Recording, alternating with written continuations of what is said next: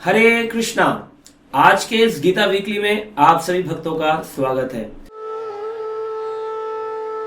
आज हम श्रीमद् भगवद गीता के चौथे अध्याय को प्रारंभ करने जा रहे हैं। इस अध्याय में हम चर्चा करेंगे भगवान की दिव्यता के बारे में। क्या उनकी दिव्यता है, कैसे भगवान का जन्म होता है, क्या भगवान के जन्म के कारण है, भगवान क्यों प्रकट होते हैं, और इन्हीं सभी प्रश्नों का उत्तर इस अध्याय में आपको प्राप्त होगा।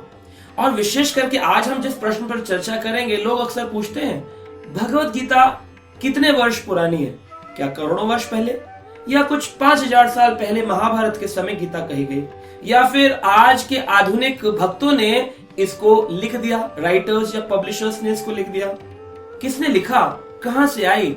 आइए इस प्रश्न का उत्तर देते हुए हम इस अध्याय को प्रारंभ करते हैं, जिस अध्याय के प्रथम श्लोक में ही भगवान ने कहा, श्री भगवान उवाच इमं विवस्वते योगं प्रोक्तवान अहम अव्ययम विवस्वान मनवे प्राह मनु इक्ष्वाकवे अब्रवीत्। श्री भगवान ने कहा, भगवान कहते हैं मैंने इस अमर योग विद्या का ज्ञान, अव्ययम, अव्ययम शब्द का अर्थ है ये ज्ञान कभी काल क्रम में नष्ट नहीं होता है। किसको दिया था? सबसे पहले इमं विवस्वते योगम, विवस्वान को दिया था। तो कौन है विवस्वान? विवस्वान सूरज के राजा हैं। जैसे हमारी कंट्री भारत है, इसके एक प्रधानमंत्री होते हैं, ऐसे ही सूर्य लोक के भी एक राजा है जिनका नाम है विवस्वान। ऐसे ही चंद्र भी एक स्थान है जहाँ के देवता है सोमदेव। और इसी प्रकार से स्वर्ग के राजा इंद्र भी एक गद्दी है और वहां के राजा है इस समय पुरंदर। तो ये बार बार चेंज होते हैं, कई प्रकार के इंद्र, कई प्रकार के चंद्रमा के राजा और कई प्रकार के सूर्य के राजा की चर्चा शास्त्रों में मिलती है। श्रीमद् भगवद गीता में इस बात को पुष्ट किया, भगवान स्वयं अपनी वाणी से कह रहे हैं मैंने इस ज्ञान को सबसे पहले सूर्य देव को दिया था। तो सूर्यदेव को ही क्यों दिया भगवान ने? क्योंकि ये ज्ञान राज ऋषियों को प्राप्त होने वाला था, जो राजा भी हो और ऋषि भी हो, जो साधु भी हो और मैनेजमेंट भी जानते हो, राज्य कार्यों को करना भी जानते हो, ऐसे व्यक्ति को चुनना था। इसलिए भगवान श्री कृष्ण ने सूर्यदेव विवस्वान को चुना। देखिए कहते हैं, ये ब्रह्म संहिता के अंदर श्लोक आता है, यक्षरेषु सविताम सकल ग्रहणाम राजा समस्त सुरमूर्तिरशेष तेजम यस्या गया भ्रमति समृत काल चक्रम गोविंदमादि पुरुषम तम अहम भजामि।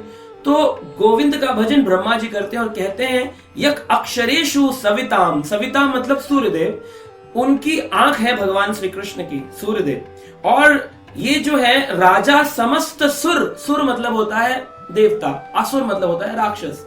राजा समस्त सुर मूर्ति शेष तेजम, इनके अंदर से तेज निकलता है और ये सभी देवताओं के, सभी ग्रहों के राजा हैं। इवन हमारी साइंस की बुक्स में अगर हम जाके देखें तो हमें 6-7 की बुक्स में सोलर सिस्टम पढ़ाते हैं और वहां देखते हैं सूरज बीच में है, 9 प्लैनेट्स घूम रहे हैं आजू बाजू।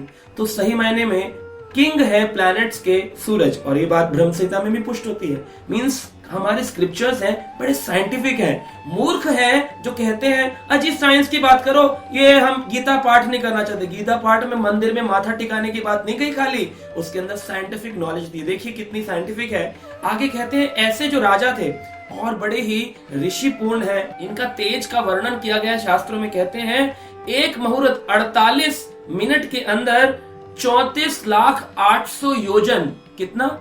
34,08,000 योजन। एक योजन में 12 किलोमीटर होते हैं। इतना किलोमीटर, इतना योजन सिर्फ 48 मिनट में चलते हैं सूर्य रथ पर आरुण होते हैं, उनका एक रथ है और उस रथ को चलाने वाले कौन है? अरुण। और अरुण जो है वो उनकी अरुण लालिमा कहते हैं। जब सुबह सूरज निकलता है तो एक रेडिश कलर का फ्लेवर आता है आकाश में, वो उनका सारथी होता है और फिर सूर्यदेव आते हैं। इनके घोड़े हैं, 7 घोड़े हैं इनके रथ में। तो सूरज प्रवेश करता है जब हमारे औरों से प्रकाश देता है हमारी दिशाओं में, तो सही मायने में वो अपने घोड़े पर होता है। तो लाल पहले सारथी आता है अरुण और फिर सूर्यदेव प्रवेश करते हैं। तो इसको अगर हम कैलकुलेट करें, एक सेकंड में 14,170 किलोमीटर, एक सेकंड में 14,170 किलोमीटर। कोई है एरोप्लेन इतनी तेज गति से चलने वाला? ये सूरज की गति है और इसीलिए पूरी पृथ्वी 24 घंटे का चक्कर काट जाती है और हम कहते हैं अब रात हो गई, फिर दिन हो गया, फिर रात हो गई। ये सूरज घूम रहा है कितनी तेज गति से। ये गति शास्त्र में वर्णन है। 7 घोड़ों का रथ लेकर के सूर्यदेव चलते हैं, राजा भी हैं, ऋषि भी हैं। इसलिए भगवान ने कहा मैंने ये ज्ञान सबसे पहले किसको दिया? सूरज के देवताओं को, विवस्वान को ये ज्ञान मैंने दिया। कब दिया? अब उनकी भी टाइम बताया गया। कब दिया ये ज्ञान? 12 करोड़ 4 लाख वर्ष पहले। कितना? 12 करोड़ 4 लाख वर्ष पहले। गीता भी नहीं आई है। गीता प्रेस गोरखपुर ने नहीं लिख दी खाली अकेले कि उन्होंने लिख दी, इस्कॉन ने नहीं लिख दी। किसने लिखी है? 12 करोड़, इतने 12 करोड़ 4 लाख वर्ष पहले ज्ञान भगवान ने किसको दिया? सूर्य के देवता विवस्वान को दिया। फिर विवस्वान ने काल क्रम में ये ज्ञान किसको दिया? आगे उन्होंने सबसे पहले मनु को, कि हम सब मनुष्य है ना, तो मनुष्य, मनु मतलब मानव जाति जो है ये मनु से प्रकट होती है, मनु और शत्रुपा। तो जो मनु थे, मनु महाराज, उनका नाम है 7वें मनवंतर में एक मनु आते हैं जिनको वैवस्वत मनु कहते हैं। उन वैवस्वत मनु को इन्हीं सूर्यदेव ने ज्ञान पुनः स्थापित किया और कहा अब तुम मानव जाति को इस गीता के ज्ञान को देना। वैवस्वत मनु ने जब उनकी पत्नी श्रद्धा से और 10 पुत्र उत्पन्न किए, उन 10 पुत्रों में सबसे बड़े पुत्र थे, सबसे बड़े बेटे, उनका नाम था इक्ष्वाकु। इक्ष्वाकु महाराज वही महाराज हैं जो कि सारा ज्ञान इस परंपरा में नीचे लेकर के आए। तो आप देखिए, पहले 12 करोड़ वर्ष पहले दिया, उसके बाद मनु को मिला, मनु से फिर इक्ष्वाकु को मिला, और इक्ष्वाकु महाराज से ये ज्ञान धीरे धीरे धीरे धीरे समाप्त हो गया था। भगवान श्री कृष्ण ने आज से 5000 वर्ष पहले इसे पुनः, ध्यान से सुनिए, पुनः मतलब दोबारा अर्जुन को दिया। दोबारा नहीं दे रहे, देखा जाए तो एक्चुअली कई बार पहले दे चुके हैं ना। पहले सूर्य को दिया, विवस्वान को मिला, उसके बाद वैवस्वत मनु, फिर इक्ष्वाकु महाराज, अब पुनः स्थापित कर रहे हैं, दोबारा से स्थापित कर रहे हैं।